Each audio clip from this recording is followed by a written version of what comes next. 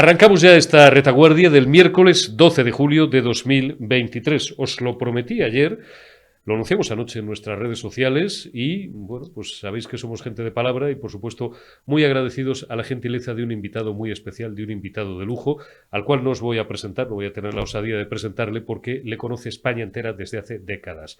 Yo lo definí anoche en mis redes sociales como un socialista cabal y como una de las personas de izquierdas a las que yo más admiro. Nunca siempre, esto lo digo en todos los ámbitos, nunca se puede decir la que más, ¿no? Porque siempre, pues como diría mi padre, faltarías a la justicia al Señor, o a lo mejor podrías ofender a alguien, pero sin duda sí hay dos o tres personas de izquierdas a las que yo admiro profundamente en este país y estoy seguro de que todos vosotros, porque han sido siempre honrados y consecuentes con sus ideas y con sus actos, con sus palabras y con sus hechos, es don José Luis Corcuera. Muy buenos días, ¿cómo está? Buenos días, encantado de saludarle Pues y de estar aquí con usted. Encantado y agradecido de que esté usted con nosotros. Don José Luis Corcuera, que lo ha sido pues todo en el Partido Socialista y en la UGT, sus primeros años fueron en el mundo sindical, representando y luchando por los trabajadores, no como los sindicatos que hay ahora, que a veces sabéis que soy crítico, porque he hecho en falta precisamente aquellos sindicalistas de raza, pues de hace 30 o de hace 40 años, ¿no? Cuando se tomaban muy en serio su trabajo y no estaban acomodados al sistema como ahora. Ha sido su faceta o su segmento temporal y político más conocido, ministro del Interior muchos años, insisto, sobre todo ha sido un socialista cabal y que en los últimos años, no es el único, pero se ha destacado en no morderse la lengua ante la deriva del Partido Socialista, señor Corcuera, y ante la deriva de España. ¿Qué análisis hace de España? Hombre, por muchas razones, ¿no? Primero por mi forma de ser, desde hace muchísimos años, ¿no? Desde que un ayudante que tuve cuando era oficial de tercera en Altos Hornos de Vizcaya me llevó al monte a conocer a gente comprometida en la política sin tener yo conocimientos de la política, y desde que me empezó a pedir esa misma persona, allí por el año 63, 64, me empezó a pedir dinero para los presos políticos, cosa que a mí me extrañó porque no tenía nada claro que los hubiera. Me tuvo que dar una explicación de que los había.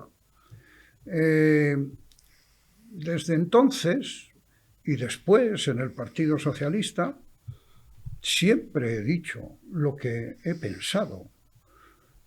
A veces, cuando algún compañero me quería insultar, entre comillas, me llamaba socialdemócrata, porque siempre he tenido una visión realista de lo que hicieron en Europa con el llamado estado de bienestar. Y el estado de bienestar no lo crearon ni los comunistas, ni los populistas bolivarianos, ni los marxistas. Lo crearon la socialdemocracia y la derecha conservadora. Muchas veces en coalición, muchas veces solo el Partido Socialdemócrata, ya sea en Alemania, ya sea en Suecia, ya sea en Dinamarca, ya sea en Noruega, ya sea en Finlandia. Es decir, aquellos lugares donde el estado de bienestar ha sido más eficaz en la distribución de la riqueza, en la atención a los más humildes, en la defensa de los intereses de los trabajadores. Y como eso lo he tenido muy claro, pues naturalmente no voy a cambiar a los 78 años, ¿verdad?, de mi forma de pensar. No le veo yo a usted proclive al cambio. Usted y yo, que hemos consumido algún tiempo de conversación privada en la que yo siempre tomaba apuntes y le escuchaba, porque es un privilegio escuchar a alguien con la experiencia política de José Luis Corcuera, y él me iba describiendo la que a su entender era, y yo coincido plenamente, como analista externo y como observador, la deriva, en este caso, no ya hacia el comunismo, hacia el marxismo, hacia esa suerte de tendencia bolivariana rancia que ha ido adquiriendo el Partido Socialista en los últimos años y que, en opinión de muchos, no ya de muchos que no hemos sido nunca socialistas, sino de muchos analistas que a lo mejor incluso han podido simpatizar o siguen simpatizando con el PSOE, está destruyendo una organización que tiene 144 años. Bueno, simpatizar con el PSOE no me parece una cosa extraordinaria. No, Yo simpatizo con sí, el no, pero PSOE. me refiero a este Yo, PSOE. yo simpatizo con lo que ha representado el Partido Socialista eh, hasta que llegó un momento en que yo consideré que quien era el secretario general del partido no representaba los valores que históricamente había representado ese partido y dije, lo dije públicamente, lo dije en una televisión, que si era secretario general Pedro Sánchez, yo me iba del partido, cosa que hice. Cosa que hizo. Por tanto, igual hay gente que puede pensar que tengo un prejuicio respecto de Pedro Sánchez. Yo creo que no, pero en fin, respeto cualquier opinión. No, lo que tengo es un conocimiento de cómo es. Defíname al personaje. Pues, en pocas palabras, es un personaje inmensamente satisfecho de haberse conocido. Es un personaje con un ego absolutamente extraordinario. Es un personaje que ha crecido en la política sin haber hecho absolutamente nada fuera de ella. Es una persona que fue secretario general para que no lo fuera Eduardo Madina, y en ese aspecto conozco perfectamente lo que pasó, conozco perfectamente el pacto al que llegaron determinados varones o líderes territoriales pensando que Eduardo Madina podía ser un secretario general de largo alcance y en cambio Pedro Sánchez podría ser un secretario general de vuelo corto, lo cual demuestra que no le conocían. ¿Usted en cree que lo pusieron absoluto. allí? Se refiere a don José Blanco y algunos otros. Se habla, no sé si lo llamaron el pacto de Pozuelo, aquello, No, pensando que le iban a manipular más fácilmente. no, yo creo que no. Yo creo que había 3 chicos con futuro en el partido, porque tenían cualidades, aparentemente, que era Hernando, que sin duda alguna era el más listo de los 3, Antonio, y yo creo que sigue siéndolo, Óscar López y Pedro Sánchez, que los funcionarios en el partido le llamaban los niños de Dios, porque tenían un padrinazgo que le sirvió para ir cogiendo vuelo en estas cosas, ¿no? Padrinazgo de don José Blanco. Entonces,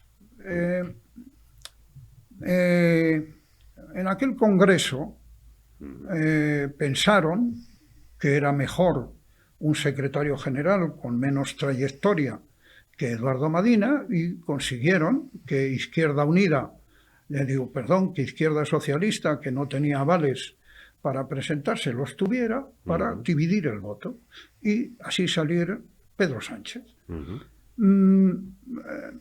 Entonces, ¿cómo lo definiría yo?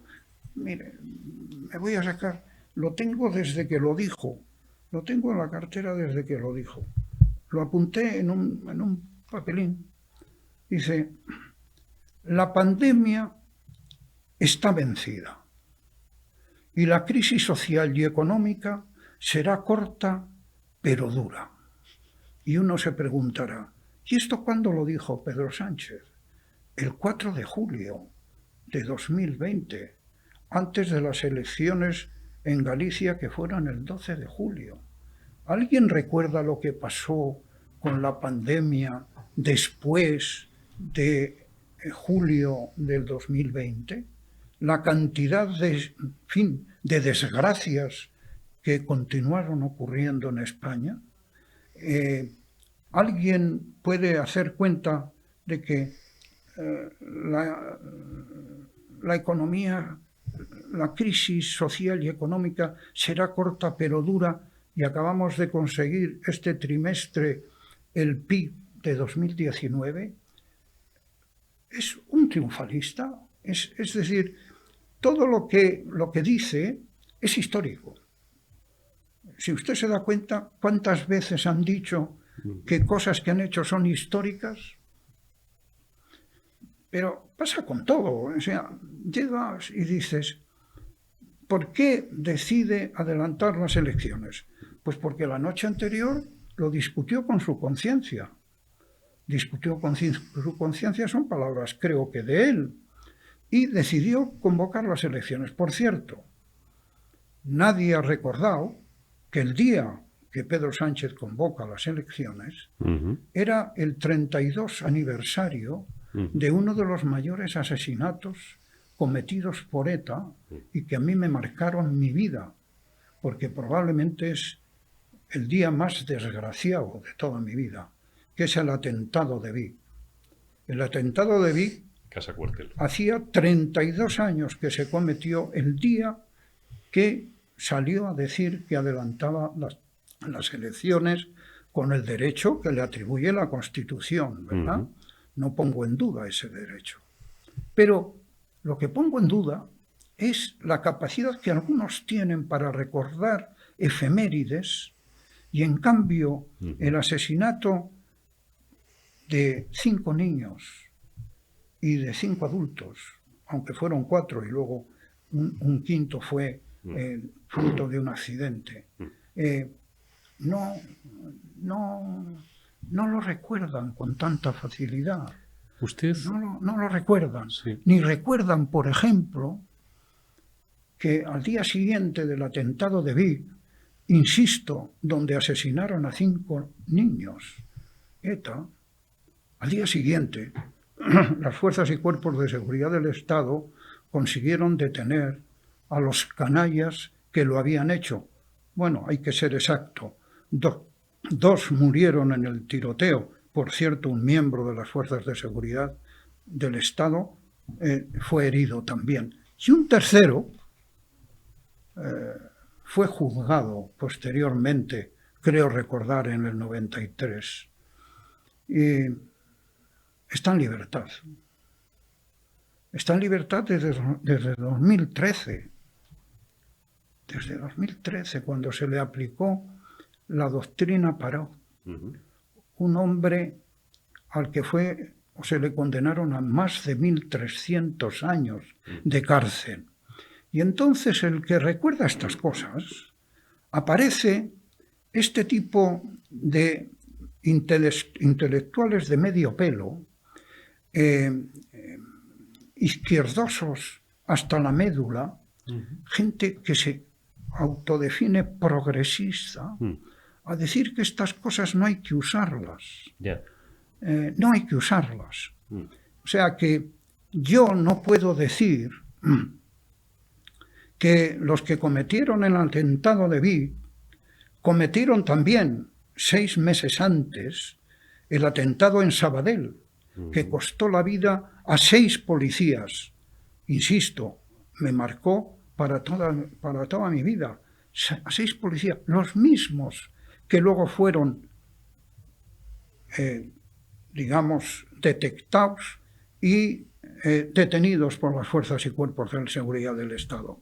Es decir, recuerdas esto y recuerdas que aquellos que se ponían de perfil en aquellos tiempos cuando de ETA se trataba, se siguen poniendo de perfil ahora cuando se dice que los intérpretes, diría los descendientes políticos de aquella organización terrorista, todavía no han pedido disculpas, todavía no han dicho nada, no han renegado de sus antecedentes, y lo pones esto de manifiesto y dicen que usas políticamente el terrorismo. Oiga, ¿cómo que uso políticamente el terrorismo? ¿Cómo es posible ver casi con escasa indignación que miembros de ETA con delitos de sangre están en listas municipales autonómicas y de eso parece que no se puede hablar? En cambio, va un tío y habla de la memoria democrática. Y hay que establecer esos criterios de la memoria democrática que persiguen romper los valores que representó la transición política. Y entonces a mí esas cosas me indignan. Pero no se puede usted imaginar hasta qué extremo. O sea, yo lo oigo al ministro de la Presidencia en alguna ocasión y me indigna hasta extremos inimaginables. Porque primero no cuenta la verdad. En segundo lugar, da la impresión de que no conocen la historia de nuestro país. Y desde luego cuando se les compara con otras personas de este partido, llámese Felipe González, llámese Alfonso Guerra, llámese al que más conocí y antes conocí de todos ellos, desde Nicolás Redondo, pero me quiero detener en Ramón Rubial. Cuando Ramón Rubial, con muchísimos años en la cárcel, cuando hablaba de la Segunda República, nos decía a los más jóvenes: nosotros cometimos muchos pecados y no precisamente veniales. Y ahora nos vienen unos antifranquistas de salón, absolutamente de salón, o unos miembros de la izquierda caviar, a decirnos o a poner de manifiesto que la transición política no es el elemento de referencia de la vida democrática en España. Cuando es evidente que una de las mejores obras políticas que se han hecho en España en siglos ha sido la transición, que es el entendimiento entre los desiguales. Y se logró. El entendimiento entre los que pensaban distinto. Y tú dices estas cosas y aparece un soplapollas y te llama fascista. Un soplapollas con coleta o sin ella, da igual. O con el pelo engominado, aunque ahora ya no lo lleve engominado. O te sale un tal rufián a decirte no sé qué. Un tío de Esquerra Republicana de Cataluña, en el que luego hablaremos, supongo, porque me preguntará algo al respecto. No, es que le quiero preguntar, le voy a hacer una pregunta doble. Bueno, le iba a preguntar qué siente usted cuando quien a nuestro entender fue quien empezó, iba a utilizar un refrán castizo, no lo voy a hacer, a fastidiar aquí todo el invento, a fastidiar España en estos últimos años. Y el Partido Socialista fue Zapatero, que se pasea ahora por las radios diciendo que ETA ya no existe, que él acabó con ETA. A usted, que ha presidido decenas de entierros. Pero antes le quiero preguntar qué siente, aunque ya en parte me ha contestado, cuando ve que su grupo, bueno, el grupo parlamentario del que ha sido siempre su partido, aunque se haya dado de baja, pero usted ha dicho que se morirá siendo socialista y que nunca va a militar en otro sitio, se apoya parlamentariamente en decenas de ocasiones en los últimos años en los amigos del ETA Matalos. Usted que ha presidido decenas de entierros. Pues a mí me parece que es absolutamente repudiable. No tiene justificación. Tan no tiene justificación que quienes lo han hecho tienden en todo, en los debates, cuando hablan a la sociedad, tienden a mentir negándolo. O sea, niegan que haya producido o se hayan producido pactos. El problema es que en casi toda España, cuando alguien comete torpezas de esa naturaleza, se suele decir, no seas tonto. En Euskadi, en muchos sitios de Euskadi, sobre todo en Vizcaya, yo recuerdo de cuando era chaval, que no se decía eras tonto, se decía eres bobo, no seas bobo. Y claro, cuando salen negando que lo que han estado pactando y blanqueando a Bildu y dándole digamos, aspectos de la política para que ellos pudieran venderlo y por tanto obtener mejores resultados electorales, pues sale Otegi y les dice, pero vosotros creéis que la gente es boba. Pues es verdad. El otro día se reunieron Otegi, Rufián, como usted sabe, y Junqueras, a ver qué le van a sacar al figura, si volviera a ser reelegido, que probablemente no sea el caso, o a ver cómo van a empezar a preparar el nuevo escenario, que dicen los finos, cuando Feijóo sea probablemente el próximo presidente del gobierno. Este presidente del gobierno que es el que ha indultado a unos tíos que dieron un golpe de Estado en octubre del 2017 para romper España. Pero lo peor es que había ¿Habla usted dicho de que no lo Rufián? iba a hacer. Claro. El problema es que ahora se ha inventado para decir yo no miento, van y dicen es un cambio de opinión. Pero claro, los cambios de opinión hay que explicarlos. Y no dudan incluso en remontarse a la época de Felipe González para decir que Felipe González rectificó, por ejemplo, con la OTAN. Cosa que es verdad. Sí. Pero se les olvida decir una cosa. Es que hizo un referéndum. ¿Y lo ganó? O sea, rectificó, porque eso sí se llama rectificar, hizo un referéndum y reconoció que había sido un error. Aquí no, aquí se miente, pero aquí se miente con descaro. Es decir, aquí sale alguien a decir que aquello de no pactaré con Esquerra, no pactaré con Bildu, no pactaré, no gobernaré con este o con el otro, se produce justo lo contrario de lo que había dicho que iba a hacer. Y eso es un cambio de opinión. Eso es mentira, en castellano es mentira.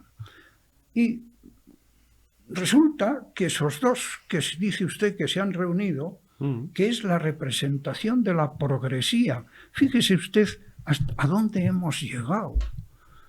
Hemos llegado a que la representación de una pretendida izquierda y de la progresía, de las políticas progresistas, sean Otegi y Rufián. ¿Pero cómo es posible? ¿Cómo es posible no alterarse ante una visión absolutamente manipulada de lo que son políticas progresistas, políticas que se puedan mantener en el futuro? Es decir, es algo inconcebible, absolutamente inconcebible. Y entonces estamos en una situación donde se benefician los bloques. Es decir, de una situación como la transición política, donde los diferentes hicieron dejación, aunque unos hicieran más dejación que otros, para poder establecer los elementos imprescindibles para poder vivir en democracia, en libertad, lo que se hizo en esa transición, vienen ahora unos pretendidos, insisto, intelectuales. No sé si usted se habrá fijado. Hay algunos que se definen a sí mismos como intelectuales.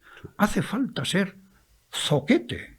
No creo que hayan leído, porque le veo un libro de Manuel Azaña, lo puedo enseñar si quiere. ¿Usted cree que han leído a Manuel Azaña o que han entendido algo de Manuel Azaña, que no creo que fuera un fascista peligroso? Habla usted de Ramón Rubial, de la mejor tradición de la izquierda en España, cuando la izquierda tenía, y el Partido Socialista tenía, que lo ha tenido y lo ha tenido siempre, y bajo el liderazgo de Felipe González, un sentido del Estado y un patriotismo. Ahora parece que eso es facha, señor. Pues si lo hubieran leído, no dirían cosas que habitualmente dicen. Ser patriota es ser facha para ellos. Pero si además, si hubieran leído, si alguien dijera lo que escribió Clara Campoamor en este libro, si alguien lo dijera, cogiera y dijera lo que está en las páginas, hoy saldrían un batallón de progresistas, entre comillas, a llamarte fascista. Y en Twitter a lincharle. Sí, sin ninguna duda. Sin ninguna duda. Pero es curioso, porque de Clara Campoamor, que por cierto no era del Partido Socialista, aunque le oyes al ministro de la Presidencia y parece que era del Partido Socialista, Tuvo que huir de España porque la querían matar. Pero sí, esa es la pregunta. Pero la pregunta es, ¿por qué se exila? ¿Por qué se va al extranjero Clara Campoamor si estaba en Madrid, cuando en Madrid el franquismo estaba lejos? Es decir, ¿por qué Clara Campoamor se exila en Suiza? Pues la contestación es que porque había cosas que ocurrían en la Segunda República y que no tendrían que haber ocurrido. De ahí aquellas expresiones de Ramón Rubial cuando señalaba que nosotros hemos cometido muchos pecados y no precisamente veniales. Porque que haya habido canallas más grandes que otros no quiere decir que no haya habido canallas en todas partes. Y ese es el problema. El problema es que cuando se idealizan determinadas cosas, pasan al olvido cosas tremendas. Me dice usted, hazaña. Le voy a leer una definición de un personaje fundador de Esquerra Republicana de Cataluña, Francesc Macià. Decía Francesc Macià: de los barrios bajos que hemos señalado, y al decir barrios bajos quiero decir España, son hijas todas las prostitutas de calle y de cabaret que envenenan la vida de nuestra juventud. Entonces, resulta que saco a colación esto porque he leído recientemente un artículo de un periodista de izquierdas, de un periodista tertuliano de La Sexta, Antonio Maestre, donde le dice a Rufián cosas muy duras, más duras de las que estoy yo diciendo, muy duras, y le dice que siguen homenajeando Esquerra Republicana de Cataluña a los hermanos Badía, por ejemplo, y les dice que eran unos fascistas, que lo eran, y les dice en el artículo que las juventudes socialistas, de Esquerra Republicana de Cataluña eran absolutamente impresentables desde el punto de vista democrático. No digo lo que dice en el artículo, no vaya a ser que se ofendan en exceso, ¿verdad? Pero dice lo que eran, de verdad. El consejero de Interior del gobierno de Luis Companys, ¿quién era este personaje? Por cierto, que dieron un golpe de Estado. Se le olvida decir a este periodista que en el 34 esos, igual ni lo sabe, los hermanos Badía, octubre del 34. Esos, Luis Companys, dieron un golpe de Estado a la República. Luis Companys, que firmó más de 6.000, entre 6.000 y 8.000 penas de muerte. Pero cuando habla de los hermanos Badía, se le olvida decir que el jefe de ese gobierno era Luis Companys. Esquerra Republicana de Cataluña. En cambio, ¿ha oído usted hablar alguna vez del general Batet? Bueno, yo sí. El problema es que en los medios no puedes hablar del general Batet. Pues resulta que porque te llaman fascista también. El que fue fiel a la República en el 34 ante el golpe de Estado de Luis Companys fue el general Batet. Claro. Y, por cierto, fue también fiel a la República en el año 36, el general Batet. Y, por cierto, también fue fusilado, como lo fue Luis Companys, con una diferencia, que el que permaneció fiel a la República no tiene ninguna avenida en Barcelona, y el que le dio un golpe de Estado a la República tiene un nombre, y el Estadio Olímpico se llama Luis Companys. Es una vergüenza. Eso es lo que pasa en nuestro país. Eso es una vergüenza. No se preocupe. Quería yo preguntarle, por volver a nuestros días, señor Corcuera, usted, que es una de las personas que más sabe de ETA en este país, que ha sido ministro del Interior durante los suficientes años para que le diera tiempo a ese trago tremendo que seguramente pues, será el peor de su vida, al menos de su vida política, cuál es el de presidir decenas de entierros de policías, de niños, de víctimas inocentes asesinados por la banda criminal y asesina ETA. Cuando un señor expresidente, bueno, conservan el rango de presidente hasta que se mueran. Zapatero tiene tratamiento de presidente del gobierno, como lo tiene Felipe González, como lo tiene Rajoy y el señor Aznar, o Pedro Sánchez lo tendrá dentro de unas semanas cuando ya esté fuera de la Moncloa. ¿Qué siente cuando dice Zapatero que ETA ya no existe y que él acabó con ETA? Hay algunos, pero no sé si usted coincidirá, que tenemos el criterio de que ETA ni ha desaparecido ni se ha disuelto. Ha dejado de matar porque tiene poder político. Hay algunos especialistas en las guerras carlistas que señalan que cuando los carlistas perdían una guerra, escondían las armas en un zulo, que por cierto, la palabra zulo viene del carlismo. Y entonces, hasta la siguiente carlistada. Hubo hasta 3.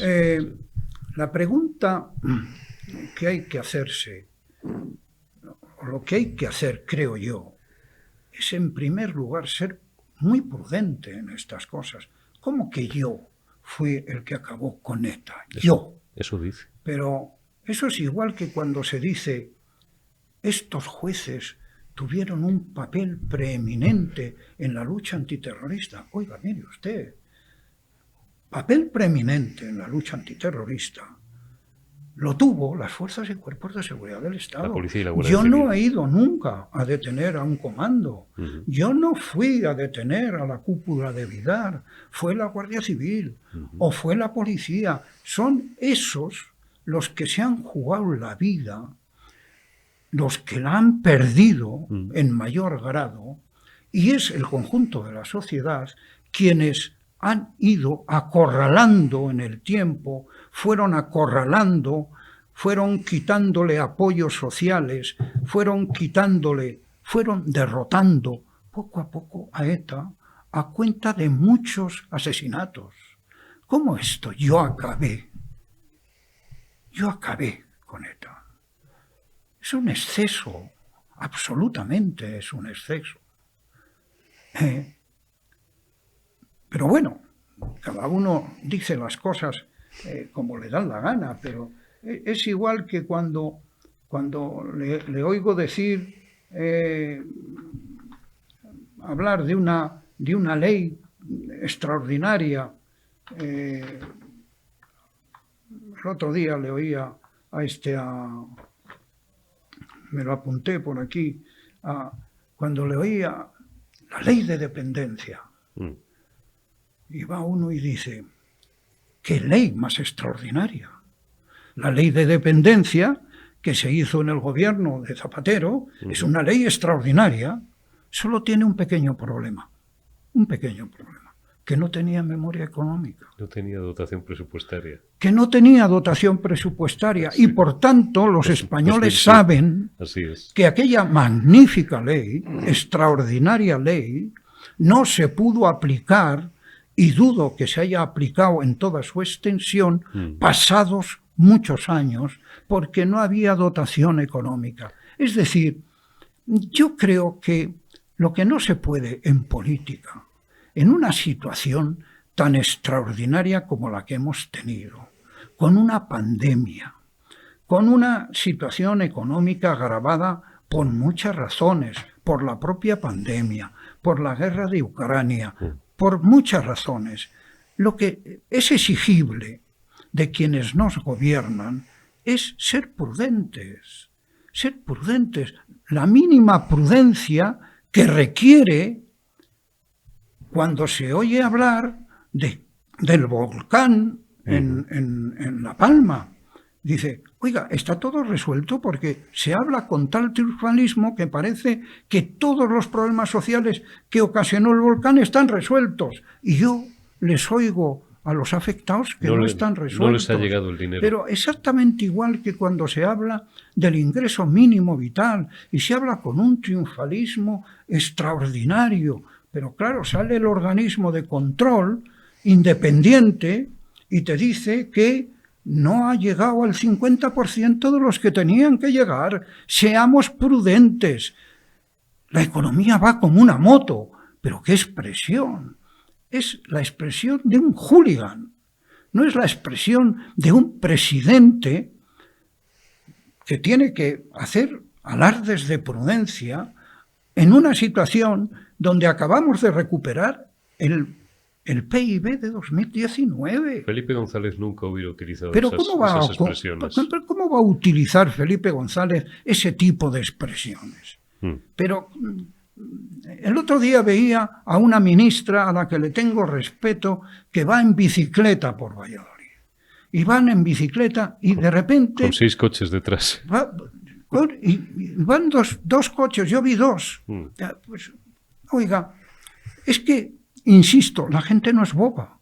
La gente no es boba. Un partido socialdemócrata es imprescindible en este país. Pero lo que no es entendible es que quien pierde unas elecciones municipales y autonómicas por goleada, vaya a reunirse con los grupos parlamentarios en el Parlamento al día siguiente de perder y sea recibido con una ovación como si fuera el Politburó de la Unión Soviética. Mire usted, eso no ha pasado nunca en el Partido Socialista. En el Partido Socialista, Felipe González fue un líder absolutamente imprescindible. Felipe González es probablemente el miembro del Partido Socialista, yo diría el fundador del Partido Socialista en el Congreso del 79, el que contribuyó junto con otros muchos a hacer posible la transición, pero en los comités federales Felipe González tenía que dar explicaciones. Y no tenía todo el mundo a favor. Pero ¿cómo? Tenía un 20 o un 25% en contra. Y había un presidente del comité del Comité Federal, que cuando... Y tomaba la palabra Ibarra y tomaba la palabra... Cuando pedía palabras, decía, punto número 1, crítica a la Comisión Ejecutiva. Y solo podían pedir la palabra los que tenían una crítica que hacer a la Comisión Ejecutiva. Y si alguien salía a hacerle la pelota a Felipe González, le quitaba la palabra, porque el punto del orden del día era crítica a la gestión de la Comisión Ejecutiva. Y se tiraban ustedes 2 días, que alguna guardia cuando éramos mucho más jóvenes nos hemos hecho enferrar, se tiraban ustedes 2 días, ahora duran media hora. Naturalmente. ¿Por qué? Porque se han cambiado unas normas que eran imprescindibles en un partido socialdemócrata, que es la representación de las agrupaciones locales del partido. Ahora no. Ahora tenemos un Mesías, bueno, en fin, un César, que ha sido elegido en unas primarias y, por tanto, no tiene por qué dar cuentas al Comité Federal. Hace un discurso, naturalmente, y punto, se ha acabado. No es ese. El problema, mire usted, el problema es que si usted se da cuenta de cómo son los gobiernos en toda Europa, no hay ningún gobierno, ninguno, en la Europa más próspera, en la Europa donde mejor se atienden las necesidades de los ciudadanos, ninguno que sean gobiernos de partidos socialdemócratas con partidos comunistas y partidos populistas bolivarianos. Ninguno. Independentistas. No hay ninguno. Si miramos cómo ha sido el gobierno de Finlandia, no estaba la anterior presidenta del gobierno, no gobernaba con quienes estaban a su izquierda. Si miramos a Suecia, exactamente igual. Si miramos a Dinamarca, exactamente igual. Si miremos el país que miremos, hemos tenido un país como Alemania, gobernado por la socialdemocracia y la democracia cristiana. Y no era ningún pecado. Aquí planteas que se entiendan en las cosas fundamentales para España los dos partidos mayoritarios y te llaman de todo. Y te dicen de todo. Pero ¿cómo es posible? ¿Cómo es posible que seamos tan distintos? Mira, yo no fui el que dijo de Pedro Sánchez es un insensato sin escrúpulos. Yo no he dicho eso. Lo dijo El País en su momento. Hay que ver las cosas que dice ahora El País o la SER. Es decir, pero yo no dije, lo cual no quiere decir que en cierta forma esté bastante de acuerdo con esa definición. Leo la última, ministro, y a ver si se la hago bien. ¿Estoy errado sin H o exagero si le digo, o le pregunto mejor su opinión acerca de Pedro Sánchez está muy preocupado por cómo va a pasar a la historia? Esto es lo único que le preocupa al personaje. Muchos pensamos que va a pasar a la historia por muchas cosas, no siendo la menor el peor gobernante en la historia de España en los últimos 2 siglos, desde Fernando VII, seguramente, que se murió en el primer tercio del siglo XIX. Le ha hecho mucho daño a España. Le doy mi opinión, pero quiero la suya. Esto que acaba de decir me recuerda a la definición de Arturo Pérez Reverte sobre ese personaje que acaba usted de citar, que se refiere a él en más de una ocasión con el mayor hijo de la gran puta que ha producido España. Algunos extrañará que utilice esta expresión, pero el que la utilizó fue un miembro de la Real Academia de la Lengua. Espero que me perdonen por utilizar esta gran expresión. Pero yo creo que es una buena definición de Fernando VII. Pero, en cualquier caso, yo no iría tan lejos. ¿Cómo va a pasar la historia Pedro Sánchez, en su opinión? Pero si es que es una estupidez estar preocupado por cómo va a pasar usted a la historia. Es lo que le preocupa, pues igual puede pasar a la historia por el presidente del gobierno que no atendió debidamente a los bancos de alimentos para que estos bancos de alimentos tuvieran todo lo necesario para atender a los más humildes. Porque claro, esto de decir que la economía va como una moto y al mismo tiempo estar viviendo en una nación donde Cáritas y los bancos de alimentos cubren necesidades de centenares de miles de personas, oiga, es para no ser tan triunfalista. Esto de decir que esto va como una moto cuando resulta que el poder adquisitivo de los salarios que hemos tenido era inferior al que teníamos en el pasado, pues hombre, es para ser un poquito prudente. Ser tan prudente como poner en valor que se ha estado gobernando en una situación de dificultad. Y como se ha estado gobernando en una situación de dificultad, pues las soluciones no son milagrosas. Luego los ciudadanos ya te pondrán en la historia. Ya te pondrán. A mí, por ejemplo, jamás tuve semejante preocupación. Tengo el ego absolutamente satisfecho, si es que alguna vez tuve ego, pero hay algunos, como Pedro Sánchez, que tienen un ego insaciable, y es posible que tenga esa vehemencia de estar pendiente o preocupado de cómo pasará la historia. Oiga, sea usted más prudente, verá, prepare usted bien un debate. Para preparar un debate no se necesitan 4 días ni un batallón de asesores. Y luego vaya al debate y no interrumpa, use datos ciertos, trate de convencer a los ciudadanos de lo que usted trata de hacer o representa es lo mejor para España, pero no niegue que ha gobernado con el apoyo de aquellos que quieren romper España. Porque claro, aquí en España es curioso, ¿no? Aquí te ven con una bandera de la nación y te dicen, estos que antes se llamaba intelectuales, caviar, ¿verdad? Te dicen, ¿qué nacionalismo? Es un nacionalista español. No, o es un fascista. Pero le ven con una icurriña o le ven con una senyera y resulta que no dicen nada. Es absolutamente normal.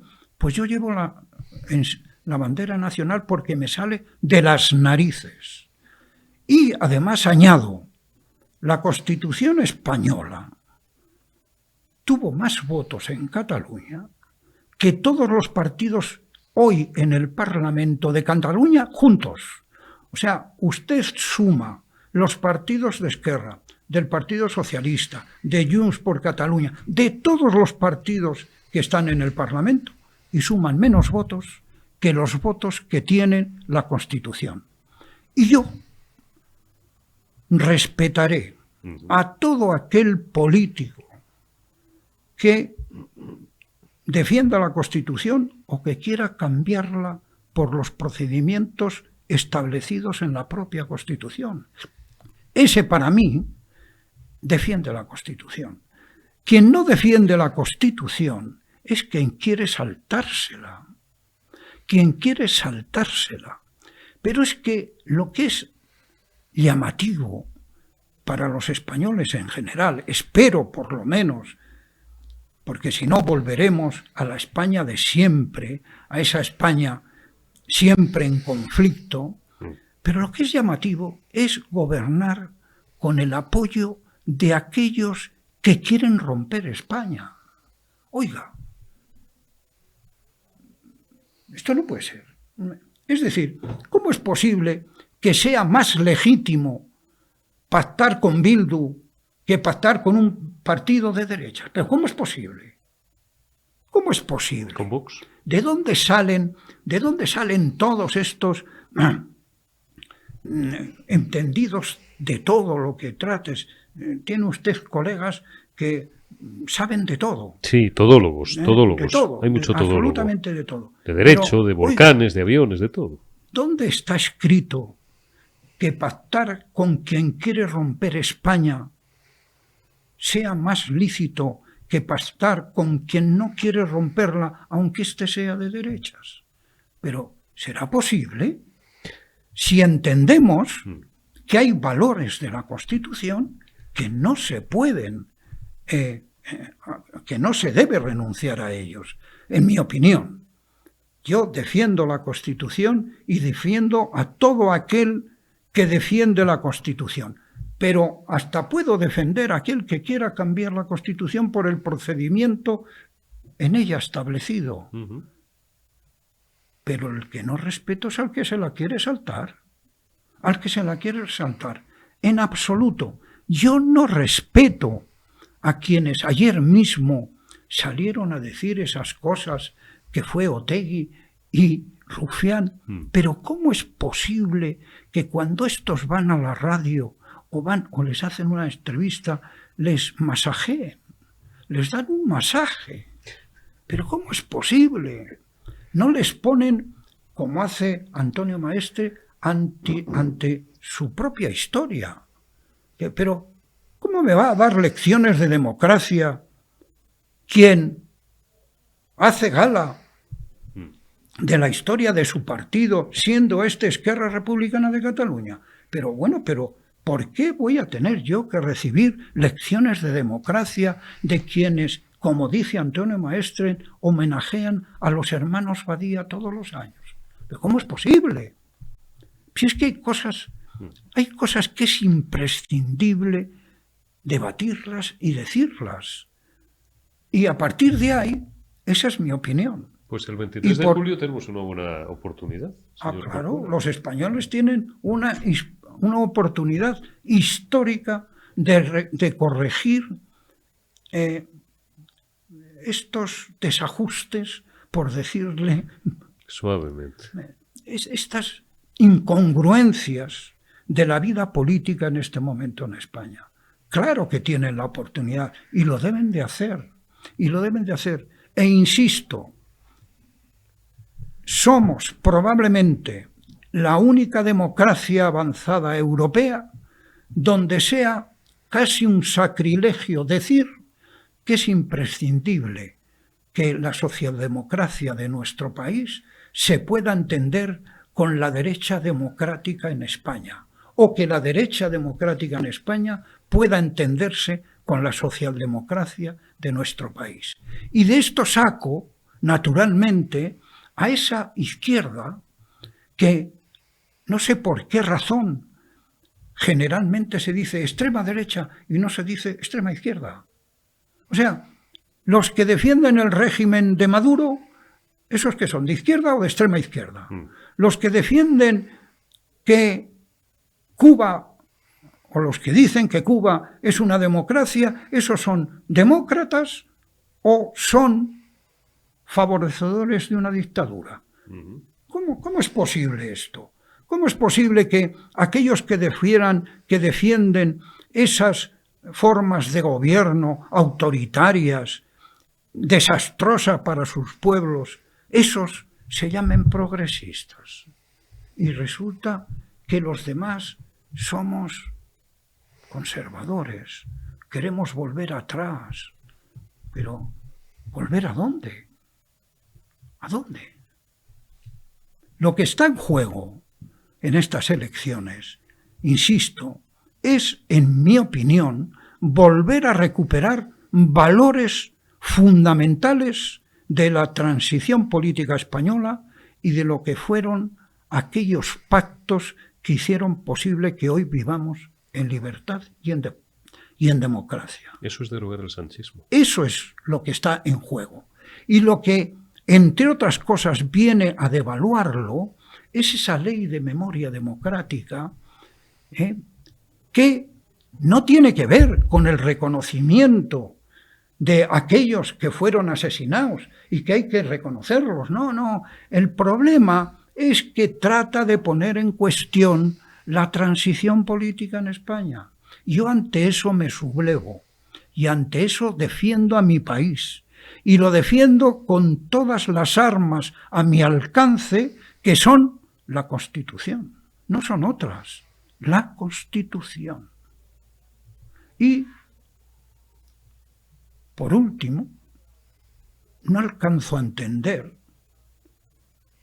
que un presidente del gobierno, que un hombre que en los debates parlamentarios lee hasta las réplicas, cosa que no se ha visto en la historia de España.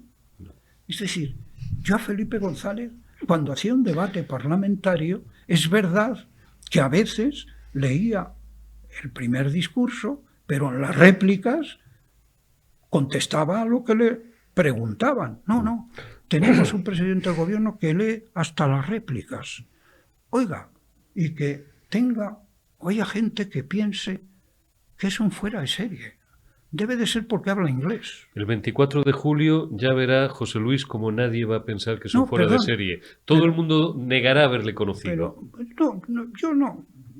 En fin, a mí es que me llama muchísimo la atención. ¿Usted cree que el personaje está sobrevalorado? Absolutamente. Yo le veo cuando se pone delante de una cámara, él solo, naturalmente, sin periodistas, y en el atril tiene papeles. Y entonces mira la cámara y mira abajo un poco, va pasando papeles, y la gente piensa que está hablando de forma improvisada. No es verdad. Está leyendo el teleprompter. No improvisa absolutamente nada. Absolutamente nada. El problema es que hay gente que se ha extrañado de lo que ha ocurrido en este debate electoral. En este debate que han tenido Feijóo y Pedro Sánchez, hay gente que se ha alarmado porque parece que se le ha caído un personaje que tenía idealizado. Pero oiga usted, si yo les he visto debatir en el Senado con una ventaja absoluta por parte del presidente del gobierno. 1 hora seguida. ¿Verdad? Una hora. No es posible sacar una lectura de esos debates, y lo que le dijo en el debate ya se lo había dicho en el Senado. Pero además vuelvo a insistir.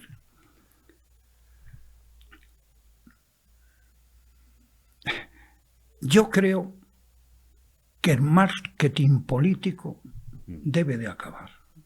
Yo creo que todos aquellos que parecen hooligan del marketing político, todo es marketing político, la figura, la mirada, el figura. Todas estas cosas. Oiga, eso no define a un político. No define a un político.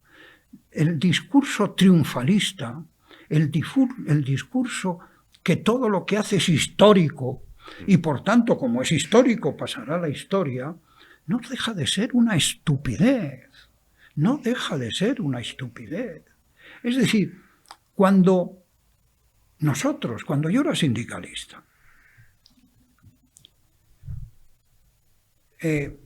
negociábamos los convenios en base a la inflación pasada, hasta los pactos de la Moncloa. ¿Me estoy alargando? No. Cuando llegaron los pactos de la Moncloa, empezamos a negociar sobre la previsión de inflación. Y los acuerdos marcos interconfederales que hicimos en el 79, en el 80 y en el 81, negociábamos sobre la previsión de inflación. Pero ¿sabe una cosa? Poníamos una cláusula de revisión por si acaso la inflación se iba por encima de la previsión. Sí. Y entonces, como yo vengo de ese mundo y como yo sé las dificultades que se tienen y he vivido la reconversión industrial y he contribuido a que aquellos trabajadores afectados por la reconversión industrial hayan sido, desde el punto de vista social, los que mejor tratamiento han recibido de todas las reconversiones industriales que se han hecho en Europa, pero no salía Felipe González a decir, he hecho un hecho histórico. Sí. No salía a decir, he hecho un hecho histórico. Es incomprensible. El triunfalismo en política es incomprensible. Y sobre todo, tengamos en cuenta, todos los que nos puedan oír, que a partir del año que viene existen riesgos de que vuelva la ortodoxia económica en la Comunidad Económica Europea. Sí. Los alemanes ya han empezado a ajustarse y a hacer recortes presupuestarios, y que por tanto nos podemos encontrar en los próximos años, en el futuro inmediato, con la necesidad de hacer cosas que serán necesario el acuerdo de los partidos mayoritarios, que será imprescindible, pero no solo por el poder, sino para defender adecuadamente a los españoles. Si no hay principio más importante que una defensa adecuada de los intereses de los españoles. Y defender los intereses de los españoles no solo es desde el punto de vista económico, también desde el punto de vista territorial. Y por tanto, la defensa de la unidad de nuestra nación es algo incuestionable.